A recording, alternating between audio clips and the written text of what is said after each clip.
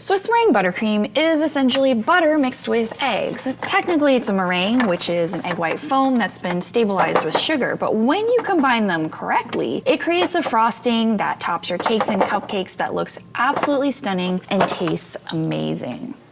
There are 3 parts to making Swiss meringue buttercream, and each one has visual cues. I will show you what each one is so that you know it's okay to move on to the next part. So let's get to making the meringue, and the first thing we need to do is set up a double boiler. My setup is a steamer basket on top of a pot that props my bowl up so it's not touching the water. Meringue ingredients are very simple: granulated white sugar, cream of tartar or lemon juice, and that's an acidic ingredient that helps unstick egg white proteins from each other and gives us a fluffy meringue, and egg whites, which I'm separating from whole eggs. Now I'm going to dump all 3 of those ingredients and use my spatula to stir it all together. This is the bowl of my stand mixer, but you can use a hand mixer plus a regular heat-proof bowl if you want. It's just going to take a little bit longer. Once I see the water start to boil, I turn the heat down to medium and place the bowl on top. I'm going to be stirring frequently with the spatula and scraping down the sides. This process slowly cooks the egg whites, so check out the change in texture and color of the eggs. Right now it's kind of yellow and translucent and is fairly viscous or falls thickly off the spatula. Some bakers stop cooking when the sugar has just dissolved in the water contained in the egg whites by feeling the absence of sugar granules in the egg white mixture with their fingers. This is usually around 130 to 140 Fahrenheit. I like to cook mine until 160, which in addition to dissolving the sugar, slightly unravels the egg white proteins so they're a little easier to whip up and kills off any bacteria that might cause foodborne illness, which is essentially pasteurizing these egg whites. Now, to officially turn these egg whites into meringue, we have to insert air pockets into the web of egg white proteins. This is best achieved using a whisk attachment, which I run on high speed for 10 minutes. So here is your visual cue for part 1. This is a sign that the egg white proteins have done their job. It's super white and very fluffy, kind of balled up inside the whisk, and it will have at least doubled in size inside your bowl.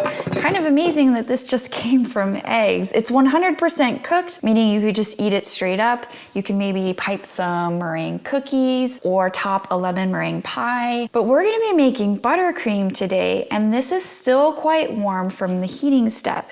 So I'm going to let this cool on my countertop with the whisk inside. We're actually going to use that again, cover it so it doesn't dry out. Probably about 20 to 30 minutes. It's going to depend on how much frosting you're making today. Okay, the meringue has been sitting out. It's nice and cool, so time to move on to the next step. But first, let's briefly go over emulsions. What even is an emulsion? An emulsion is a mixture of 2 or more ingredients together that normally wouldn't mix, like oil and water here. I can shake it really hard, break up the oil into tiny little droplets, and make a temporary emulsion. But this is not stable. It's gonna eventually separate. Stabilizing is the key word here. We have these substances called emulsifiers, and they stabilize emulsions by connecting oil and water-based ingredients. Egg yolks contain an emulsifier called lecithin, and look, it creates a liquid that looks and feels very different from just oil or water. It's opaque in color and noticeably thicker. So how do we stabilize a Swiss meringue buttercream emulsion? We don't have any lecithin because we removed the egg yolks to make the meringue. Our emulsifier is actually located in the butter. It's a protein called casein, and to use it,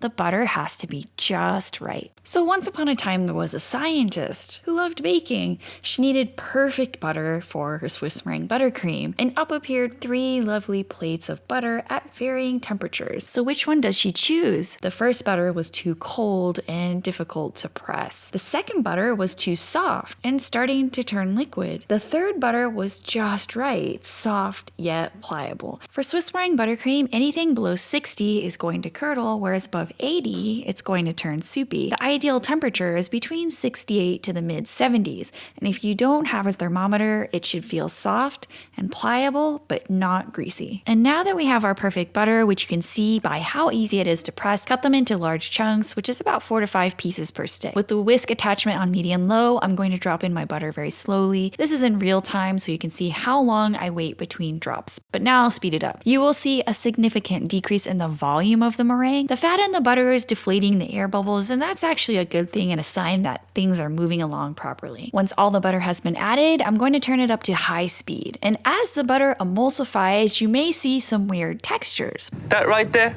It's emotional damage. Yeah, don't freak out. It might look like cottage cheese soup, but as the butter slowly pulls in the meringue, it will come together. Just keep mixing. Okay, here is your visual cue. For the second part of this buttercream, butter has done its job using that emulsifier contained within to pull in all of that water-based meringue. It creates a really super thick buttercream that's kind of situated inside the whisk here. The color is kind of cream, off-white, maybe a little bit more yellow. That's gonna depend on the brand of butter that you use. And because we are using the whisk, it's gonna be kind of lumpy and full of air pockets. That's completely normal. This just means that you're ready for the final step, which is to smooth it out and add flavor. But wait, what happens if you let your meringue cool down, but you add cold butter? You keep mixing and mixing, and then you see this. It can look greasy or curdled or sometimes like cottage cheese. The emulsion is not able to form because the emulsifier is still trapped inside the butter. The fat is going to be hanging out with the fat and the meringue is not going anywhere. We need to warm up the butter, and there's a few ways that you can do this. You're gonna take a small portion of the buttercream and melt it. You can use the microwave or a double boiler. I use the top of my gas stove very carefully and just melt the tiniest portion at the bottom of my bowl and then put it back on the mixer. The buttercream will eventually equilibrate or even out in temperature and then come together. You can also apply heat directly on the bowl using a hair dryer, or you can just wait. Eventually the buttercream will reach room temperature. At that point, it will come together and emulsify. And what happens when the butter is too warm? You drop it all in, but instead of looking like cottage cheese, it looks like melted ice cream. You probably have emulsified the meringue in the butter, but the fat in the butter, which is solid to about 85 to 90 degrees Fahrenheit, has likely liquefied. So the solution is to chill the buttercream. What I like to do is place the bowl and whisk in the fridge for about 5 minutes. You can start there, and it's enough to get a chill on the outside of the bowl. When it starts mixing, it kind of functions like an ice cream maker where eventually the contents inside the bowl will also chill. There's a chance that you might over chill to the point where you're back at the previous problem, and in that case you will need to warm it to emulsify. Now it's time to move on to the final step, which is smoothing and flavoring. Now to smooth it out, you'll need to switch over to the paddle attachment, and if you have one with the silicone edgy thingy, that's really good for this step. For flavoring, this one is vanilla, so I'm gonna add a bit of kosher salt and vanilla extract. Aside from extracts, if you prefer a buttercream that tastes less buttery, this is the point where you can add some fruit puree, caramel sauce, or melted chocolate or peanut butter. The emulsion is quite stable. It's gonna be able to handle a lot without really any negative effects on how it will pipe or frost a cake. And here's the visual cue for the third and final part of this process. There's really no definitive time on how long to mix because it's a little bit subjective. Overall though, it should be pretty free of huge air bubbles. And if I'm frosting a cake, I usually like this to be on the softer side. If I'm piping, I like the frosting to be a tad bit firmer, which you can do by chilling the frosting for just a few minutes in the fridge and then mixing. At this point in the process, I also freeze my buttercream. Here's a really cool tip. I make unflavored Swiss meringue buttercream in huge batches and then freeze them in these labeled deli containers. The day before I need it, I move them into the fridge and then onto the counter an hour or two before frosting the cake. Depending on how cold the frosting is by the time you put it in the mixer, you may need to warm the butter a bit and re-emulsify like I showed you earlier in the video. Just remember, emulsification for this buttercream is an entirely reversible process. Either heating or cooling will bring it back to a usable frosting. And what about the stability of Swiss meringue buttercream? Can it handle hot weather? Kind of the perfect question for a nerd like me, so I stuck my frosted cake in a 90-degree oven for 90 minutes and it was still looking great at the end. I have a probe that measures the temperature of the external frosting as well as one that measures the ambient air temperature inside my oven. This is just a preliminary experiment for a much bigger study I'm going to do in the future. And if this sort of baking science stuff interests you, go ahead and subscribe or comment.